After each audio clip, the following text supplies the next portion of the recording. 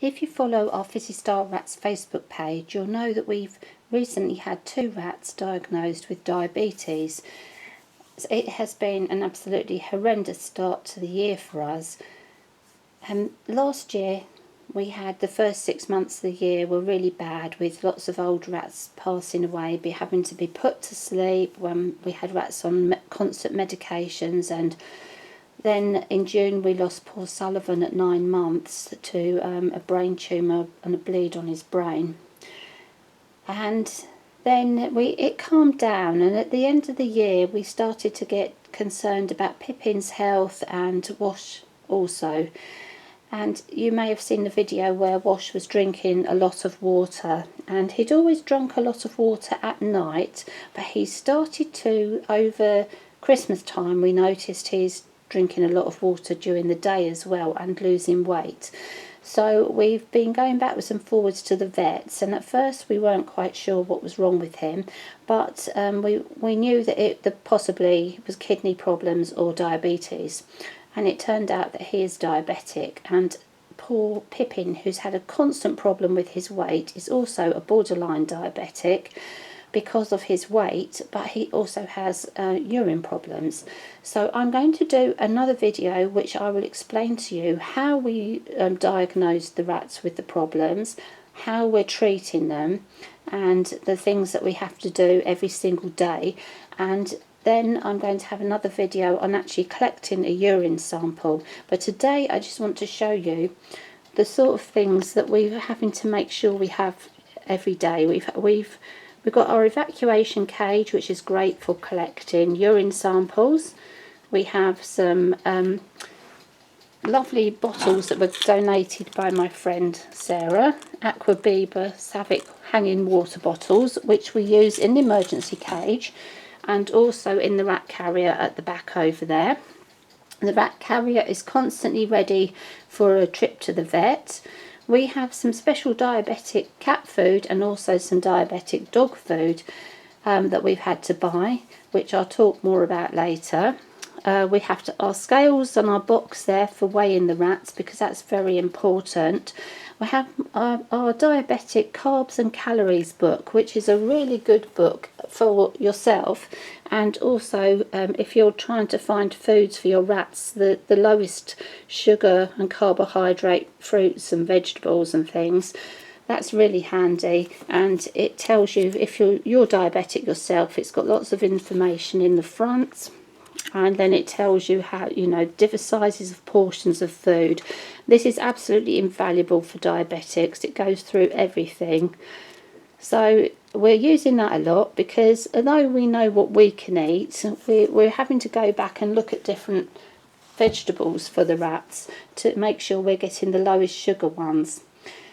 Also, another thing that I have mentioned before, we do buy the urine testing strips. Now, I've had to buy a box of 100. I normally used to have a box of sort of 25 or 50, but I've had to buy a box of 100 because we're testing urine not twice a day, every day, sorry, for 2 rats. So there's urine testing strips. The vet will give you a bottle, a sterile bottle for collecting samples, but we need, because we're going to be doing this regularly, it's easier for me to get some bottles. So I've actually bought a pack with 10 bottles for urine collection. They're just like the human ones, but that means I've got ones available for testing the samples every day, and then I've got some clean, sterile ones to actually take to the vet when we go to our vet visit, which at the moment is every other week. I've bought a massive box, 100 sterile syringes. Now the bottles, the urine sticks and the syringes all came from Amazon. The diabetic food, the Burns one came from Amazon, and the real canine cat one was actually from the vet. Now, before you all rush in and say it's high in protein and you're going to give them kidney problems, there is a reason why we're using the cat one, and it is a temporary, just for 2 weeks, and then we're swapping to the Burns weight control, which is the one at the back over there, which is a high oat one, which is good for diabetics, and that's for trying to keep the weight down on the overweight rats to prevent them all from needing insulin. So there's another little look at the Savic water bottle. Now that I've also worked out a way with a series of different connectors that I can actually connect that to the little carrier at the back over there for vet visits. So that is important. Also, when you're collecting urine samples, we've got a bowl here and a towel, because the rats, when they're in the cage and you're collecting the urine sample, you've got no bedding in the cage and they can get messy. So we have a bowl of lukewarm water so we can dip the rats in and wrap them in a towel and dry them afterwards. It has been a really expensive week, I have to say, because you have to rethink everything, whether it's a person who becomes diagnosed with diabetes or whether it's an animal. You have to then think of what can we do. Now, because we are trying with our boys, Wash, who is a very jumpy and nervy rat, my vet is very keen not to try and find an alternative way of treating him before we do insulin. Now, we know that rats can be treated by injecting insulin.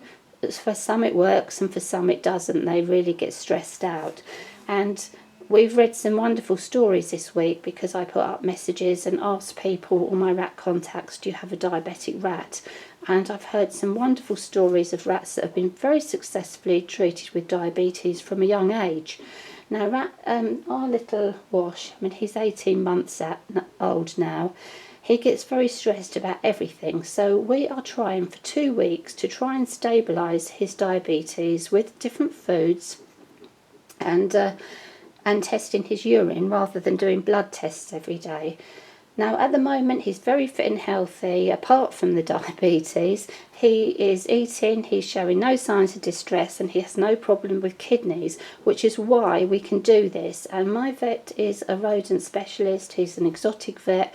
It's years of experience, so we are trusting in him that we can treat or get Wash stabilised with diet.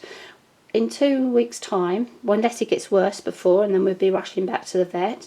In 2 weeks' time, we are going to be looking at diabetic tablets, because at the moment we're not really seeing a terrible amount of decrease in his sugar. But we are doing our best. It is early days. He has only been on the low carbohydrates and no sugar diet for 4 days. So it's very hard to tell with the dipsticks exactly how much change you've had. But we've had to look at everything. We cannot feed our treats.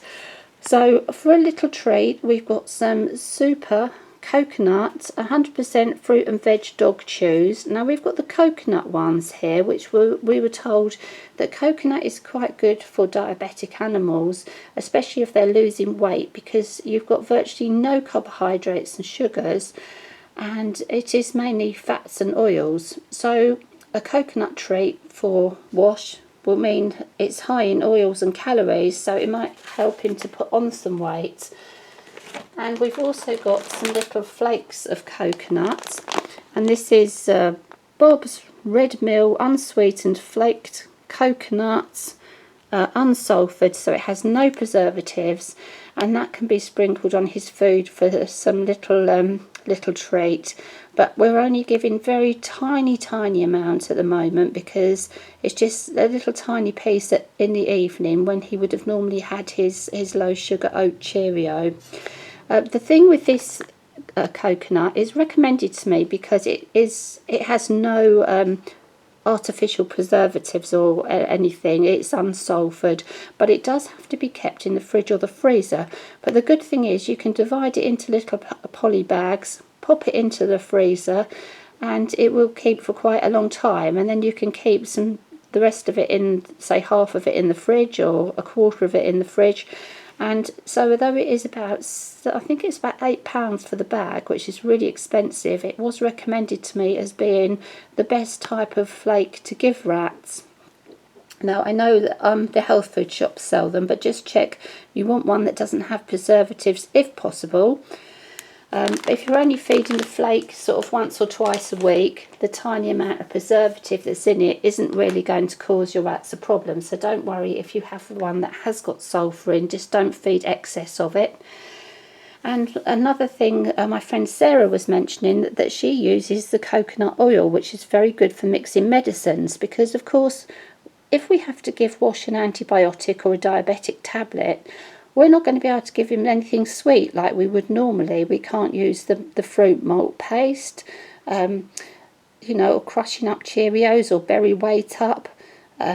So it's just everything we're having to rethink. Now, this is just an example. There is another make, which I can't remember at the moment, but these, the coconut oils are readily available from supermarkets like Tesco.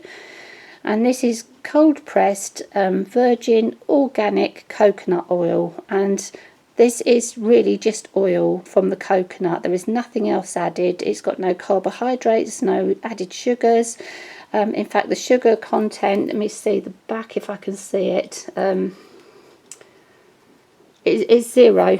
I don't know if that was in focus, but it's all 0. So we're using that to mix up medicines. And again, when you've got a rat who's losing weight, you can afford to give them oils and high calorie food to buff their weight up a little bit. So that is really basically it. It's been a very expensive week. I don't know how much it's cost me this week for all the things I've bought. I haven't even added it up, but it's probably around about £100 for the foods, the syringes, the testing strips, and of course our visit to the vet where we had to get medicines for poor Pippin with his urine infection.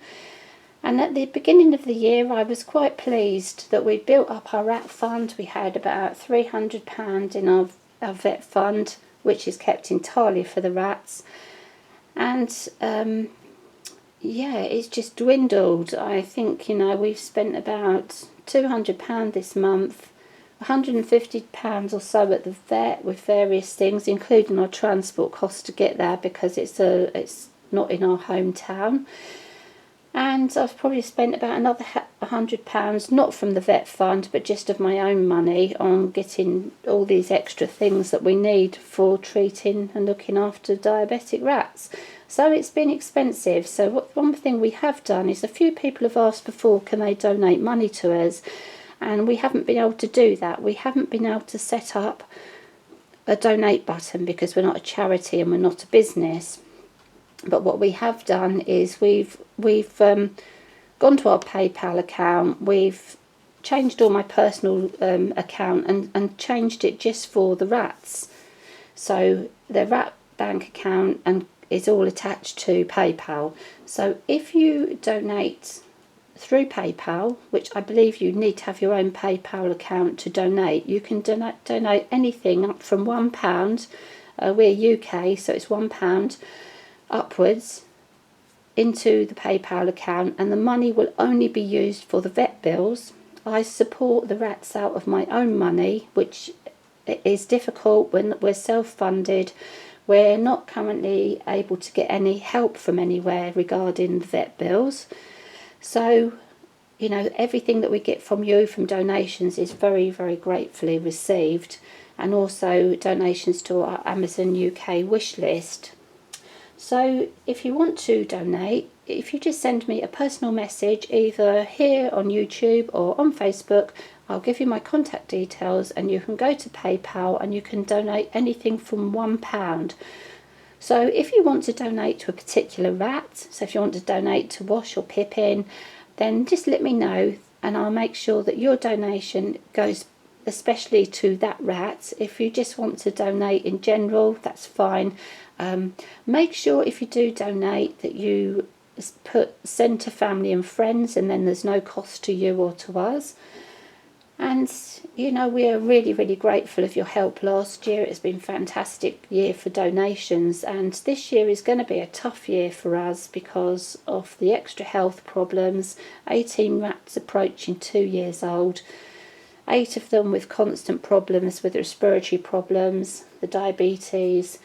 It's going to be a difficult financial year for us because our incomes constantly seems to be going down and our bills are constantly going up. So if you can help at all with our rat vet fund, we'd be really grateful. I mean, if you spare £1 a month even, it is just great. We just are finding, you know, that the support from all of you has really helped us so much. So thank you again. And I'll be back with the video. I'll have Pippin and Wash with me, and I'm going to talk about how we suspected and diagnosed their health problems and how we go about collecting the urine samples and exactly how we are going to be treating the diabetes.